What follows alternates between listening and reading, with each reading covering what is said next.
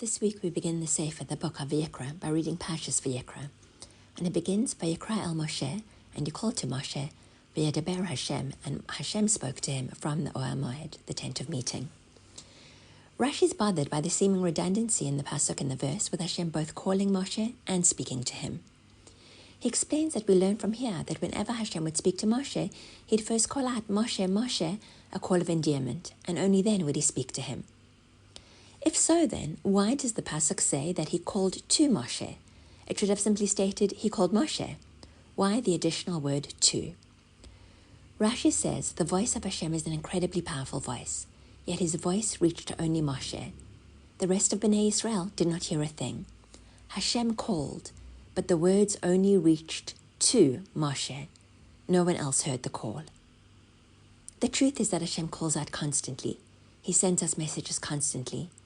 And I want to share a message that I heard this week. In the past 2 weeks, declassified CIA documents have resurfaced. And in it, the CIA outlines how they use remote viewers in their work. Remote viewing is the supposed ability to perceive distant locations, objects, or events using only the mind. The idea was that trained psychics could see inside enemy bases, locate hostages, or track down weapons, even from thousands of miles away. And in the recent news, the following resurfaced. In a session dated December the 5th, 1988, one of the remote viewers, identified as agent number 32, described locating a container made of wood, gold, and silver, adorned with images resembling seraphim. The viewer reported that the container was hidden underground in a dark and wet environment, surrounded by individuals dressed in white near structures with domed roofs, suggesting a Middle Eastern setting. Furthermore, the viewer asserted that the artifact was protected by entities, these forces or entities, and could only be accessed by authorized individuals at the appropriate time, which pretty much describes the hour on the Ark of the Covenant, and the idea that until the third base of Mikdash is rebuilt, we're not going to be able to access it. Without going into whether this is hocus pocus or not, although the fact that this was a CIA program for 2 decades is reason to pause for thought, but what caught my eye was why now? This was not recently declassified information. This was information that was declassified years and years ago. So why all of a sudden are we hearing about it now? We've heard about it before, but why again now?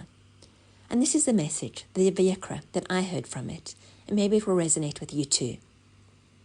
It's been a very long 18 months. And from the groups that I'm on and from the people who I speak to, I know that many are finding it hard to daven with the same kavanah, with the same intent, for the release of the hostages, for the end to the war. Speaking for myself, as a believing Jew, I know Yeshua Hashem K'Erev Hayim, that the salvation of Hashem can come in the blink of an eye. And I believe it.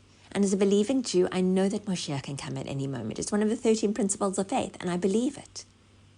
But where is that knowledge? Where is that belief rooted? I think it's in my mind. It's not in my bones, in my kishkas, because if it was, I'd be davening with a different energy.